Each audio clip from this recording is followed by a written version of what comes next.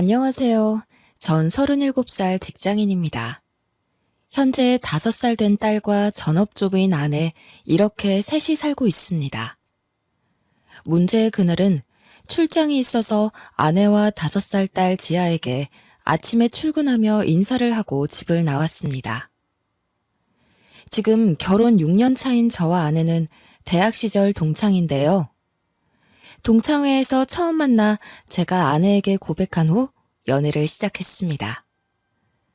맞벌이를 하지 않는 아내가 집에서 내조를 잘해주기에 저는 바깥에서 더욱 열심히 일을 하며 지낼 수 있었지만 아무래도 경제적인 부담이 없는 것은 아니었습니다. 그래도 결혼 6년 차 직장에서 10년 차가 되면서 현재는 수입도 안정적이고 그 외에도 조금씩 투자하고 있는 주식으로도 보탬이 되고 있습니다. 21평 아파트에 세 가족이 살고 있습니다만 지아가 초등학교 갈 때까지는 더 열심히 모아서 30평 아파트로 가면 어떨까 꿈을 꾸면서 매일매일 오늘도 열심히 일터를 향하고 있습니다. 출장 첫날 일을 마치고 밤 11시가 되어 근처 호텔로 퇴근을 했습니다. 막 씻고 나왔을 때쯤 한 통의 전화가 걸려왔더라고요. 아파트 입주자 대표 회장님으로부터 온 전화였습니다. 제가 지금 아파트 동대표를 맡고 있어서 금요일 밤이고 하니 아파트 앞 치킨집에서 맥주나 한잔 하자고 전화한 게 아닌가 하고 전화를 받았습니다. 전화를 받자마자 다급한 목소리가 들려왔습니다. 지아 아빠, 지금 어디야? 회장님, 이 밤에는 웬일이세요?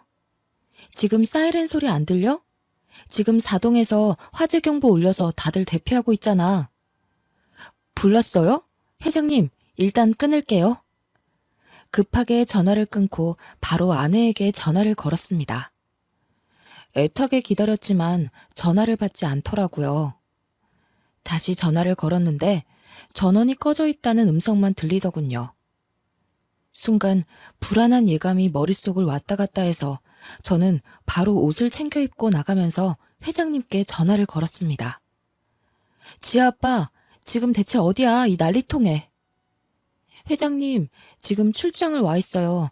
아내가 전화를 받지 않네요. 혹시 위험하지 않으시면 제발 저희 집 확인 좀 부탁드립니다. 비밀번호는 4424입니다.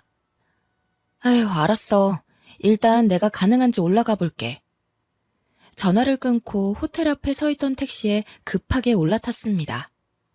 기사님, 지금 수원으로 최대한 빨리 가주세요. 집에 불이 났다고 연락이 왔어요. 다급한 저의 요청에 기사님은 제가 타고 안전벨트를 매자마자 달리기 시작하셨습니다. 차 안에서 함께 출장을 갔던 부장님에게도 전화해서 상황을 설명하는 순간에도 심장이 너무 뛰어서 입으로 튀어나오는 줄 알았습니다. 부장님은 알겠다고 하시면서 빨리 가보라고 하셨고 상황을 파악하신 택시기사님은 엑셀을 더욱 밟아 달려주셨습니다. 그렇게 평소 승용차로 50분 정도 걸리는 거리인 코엑스에서 수원역까지 정확히 17분 만에 날아왔습니다. 아파트 입구로 들어서자 상황을 파악할 수 있었습니다. 입구에서부터 소방차들이 서 있었고 전 택시기사님에게 5만 원짜리를 건네드리고 바로 문을 열고 저희 집 쪽으로 달려갔습니다. 아파트 현관 쪽으로 가자 대피해서 내려와 있던 사람들끼리 웅성거리며 위쪽을 보고 있었고 불은 진압된 듯 보였고 소방관들이 오가며 남아있을지 모를 것에 대비해 이곳저곳 점검하고 있었습니다. 불이 난 곳은 제가 살고 있는 8층 바로 아래 702호였습니다. 702호 아주머니와 수첩을 들고 있는 소방관이 이야기를 주고받는 것을 보았고 저는 회장님에게 전화를 걸었습니다. 전화를 받은 회장님이 근처에 있어서 바로 찾을 수 있었고 가족들의 안부를 확인하려는 순간 지아 아빠 왔니? 회장님의 손을 잡고 걸어오는데 지아는 머리가 헝클어져 있었고 왼쪽 팔에 붕대를 감고 있었습니다. 놀란 저에게 회장님이 설명을 해주셨습니다. 저와 전화를 끊고 계단으로 저희 집에 올라갔는데 문을 열어보니 아무도 없었다고 합니다. 바깥으로 내려왔더니 소방차에 함께 온 구급차에 지아가 울면서 응급조치를 받고 있었다고 합니다. 사이렌 소리에 계단을 이용해 혼자 바깥으로 나오다가 거의 다 내려왔을 때쯤 사람들과 부딪히면서 넘어져 구급차로 데려갔다고 합니다. 다행이다, 지아야. 이만하길 다행이야. 아빠, 무서웠어. 딸이 뭔가 이야기를 하려고 하던 그때 소방관이 말을 걸어왔습니다. 801호 안전하게 모두 대피하신 건가요? 저 집에 있던 아내가 보이지 않는데요. 집에 계셨던 건 맞습니까? 이 시간이면 아내도 딸과 함께 집에 있을 시간인데요. 소방관은 저의 얼굴이 창백하다며 괜찮은지 물었고 전 아직 아내를 못 찾은 거에 안심을 하지 못하고 있었습니다. 일단 장인 장모님께 연락을 드렸고 저희 부모께도 연락을 드렸습니다. 아내의 안부를 확인하는 것도 중요했지만 지아를 데리고 병원으로 가보라는 소방관의 말에 일단 구급차를 타고 지아와 함께 병원으로 갔습니다. 회장님에게는 혹시라도 아내를 발견하면 연락 부탁드린다고 말해놨습니다. 구급차 안에서도 몇 번이고 아내에게 전화를 걸었지만 역시나 전원이 꺼진 채로 연결이 되지 않았습니다. 무슨 일이 생긴 건가 안 좋은 생각들이 머릿속을 가득 채우고 있었습니다. 병원에 도착했을 때였습니다. 갑자기 전화벨이 울렸습니다. 아내였죠. 여보세요? 아, 미안. 충전을 안 해서 배터리 나간 줄도 몰랐어. 지금 보니 부재중이 많이 와 있었네? 왜? 무슨 일 있어? 아무 일도 없는 듯이 활기찬 아내 목소리를 들으니 안심이 되었습니다. 하지만 지금 이 상황이 어떻게 돌아가는지 이해가 안 갔습니다. 순간적으로 머릿속이 차갑게 맑아지면서 저는 핸드폰 녹음 버튼을 눌렀습니다. 여보, 지금 어디야? 지금? 당연히 집이지. 갑자기 웬일이야? 지아는 벌써 자. 지금이 몇 시인데 오늘 낮에 신나게 뛰어놀고 아까 10시도 안 돼서 잠들었어. 왜? 목소리 듣고 싶었어? 당신 진짜 집에 있는 거 맞아? 뭐야, 지금 나 시험하는 거야? 이 시간에 내가 가긴 어딜 가? 그러면서 아내는 오히려 저에게 발끈하는 거였습니다. 그런 당신은 요즘 출장이 좀 많아. 진짜 출장 간 거 맞아? 당신 출장 간다고 하고 바람 피우는 거 아니야? 여보, 하루하루 지아 돌보랴 살림하랴 얼마나 정신이 없는데 지금 어디서 나를 의심해? 여보, 내 얘기 좀 들어보라고. 그게 아니라 지금 당신 진짜 집에 있냐고. 아, 그러니까 그럼 내가 지금 집이 아니면 어디 있겠냐고. 조금 전에 아랫집에서 불이 났어. 아랫집에서 불이 나서 아파트 사람들이 다 대피했었다고. 우리 집으로도 연기가 많이 들어와서 그 흐름이랑 탄 냄새가 진동을 해서 집에 들어갈 수가 없어. 그런데 지금 당신 집에 있다고? 뭐? 진짜 불이 났어? 당황해서 말을 더듬는 아내 뒤에서 작은 목소리로 왜? 무슨 일 있어? 라고 말하는 남자의 목소리가 또렷이 들렸습니다. 지아는 괜찮아? 괜찮냐고!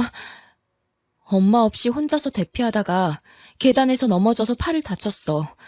지금 병원에 있어. 그런데 당신 지금 어딘데? 도대체... 근데 나 지금 옆에 있는 남자 목소리 다 들었어. 지아가 엄마 찾으니까 당장 병원으로 와. 통화를 마친 저는 조금 전에 녹음한 파일을 양가 어른들에게 보냈습니다. 병실에 들어가자 양가 부모님들이 다 오셨습니다. 지아의 표정이 뭔가 불안해 보였습니다. 지아야, 괜찮아. 갑자기 지아가 울면서 화재 경보 소리에 잠에서 깨었는데 엄마가 보이지 않았고 집에는 연기가 차 있었다고 합니다. 무서워서 혼자 문을 열고 바깥으로 나왔고 엘리베이터가 작동이 안 돼서 계단으로 혼자 내려가다가 넘어졌다고 합니다. 그러면서 마치 엄마 허락도 안 받고 움직여서 다친 것 같은 생각이 들었나 봅니다. 엄마한테 혼날 것만 같아서 불안해했던 것 같습니다. 아니야, 지아야, 잘했어. 혼자서 그렇게 해줘서 오히려 아빠가 고마워. 잘했어. 그렇게 지아를 안고 토닥여주던 저는 순간 머리가 어지러지며 그대로 정신을 잃었습니다. 다음날 눈을 떠보니 병원 침대였습니다. 옆에는 지아와 제 어머니가 계셨습니다. 나 어제는 진짜 놀랐잖아. 얼마나 긴장하고 있었길래 병원에 와서 쓰러져? 그나마 다행이야. 처음 불이 난 걸 전화를 들었을 때부터 집에 왔을 때, 지아를 찾았을 때, 그리고 아내와 함께 있던 남자의 목소리를 들었을 때까지. 충격의 연속에 제가 많이 놀랬나 봐요. 잘 참고 오다가 한순간 긴장이 풀어지면서 기절을 하고 말았던 겁니다. 지아는 다행히 골절은 아니어서 팔에 임시로 했던 깁스는 제거했습니다. 걱정하는 지아에게 미소로 안심시켜 주었습니다만 제 마음속에는 아직 아내의 일이 신경 쓰였습니다. 그때였어요. 병실 문이 열리고 아내가 들어왔습니다. 그리고 지아에게 먼저 인사를 건넸지만 지아는 할머니 품에서 떨어지지 않았고 엄마를 쳐다보지 않았습니다. 아내가 저에게 말했습니다. 어떻게 된 거야? 걱정했잖아. 생각보다 멀쩡해서 다행이야. 어서 일어나서 퇴원하자. 지아야, 엄마랑 아빠랑 할머니랑 맛있는 거 먹으러 가자. 당신 갑자기 어제는 뭐 하자는 거야? 그니까 당신이 출장 거짓말하고 바람 피웠잖아. 뭔 소리야? 난 출장이었다고 회사에 확인해 보던가. 간밤에 아내는 그 남자와 이렇게 거짓말하자고 뻔뻔하게 입을 맞췄나 봅니다. 그러자 아내는 자기는 간밤에 쇼핑을 하러 갔었다고 하면서 말도 안 되는 이야기들을 지어내려고 했었지만 그럴 때마다 결론은 앞뒤가 맞지 않아 난처한 표정을 보였습니다. 특히 장인어른께서는 왜 어제 오지 않고 아침이 되어서야 왔냐면서 아내를 다그치셨고 그럼에도 불구하고 나중에는 요즘 남편 월급이 시원찮아 밤에 알바를 하러 나갔었다며 말을 바꾸더군요. 이 핑계 저 핑계 대는 아내에게 그만하라고 병원이 떠나가도록 큰 소리로 호통치셨습니다. 아버지의 호통에 정신이 번쩍 든 아내는 잘못했다면서 그제서야 용서를 빌더군요. 아내의 불륜 상대는 고등학교 동창으로 동창회에서 만나 연락을 주고받다가 넘지 말아야 할 선을 넘었다고 하더군요. 그 횟수가 늘어나면서 제가 출장 가는 날이 되면 늘 아이를 재우고 몰래 집을 나왔던 겁니다. 그렇게 아이는 내팽겨치고 그 남자와 새벽마다 만남을 이어온 거였죠.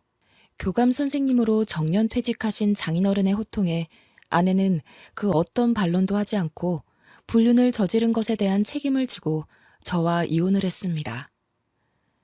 장인어른은 지아 교육을 위해 쓰라며 위자료로 큰 돈을 보내주셨고 그동안 전업주부였던 아내는 이제 다시 일자리를 알아보면서 지아의 양육비를 보내야 하게 되었습니다. 화재 이후 아파트의 보수를 다 마치고 지아가 그날의 일에 대해 트라우마가 남아있는 것 같아서 그 집을 처분하고 대출을 받고 부모님의 도움을 받아 더 넓은 50평대 아파트로 이사했습니다. 지금은 할머니, 할아버지와 지내고 있어서 지아의 마음이 많이 안정적으로 돌아온 것 같습니다. 사람의 앞날은 누구도 알 수 없는 것 같습니다. 하필 그날 아랫집 아주머니가 빨래를 삶는다고 올려놓고 방에서 드라마 삼매경에 빠졌던 것이 생각보다 큰 불길에 아파트 전체가 대피하는 사태가 발생했고 그로 인해 은밀하게 이어져 왔던 아내의 불륜 행각이 꼬리를 잡히게 되었습니다.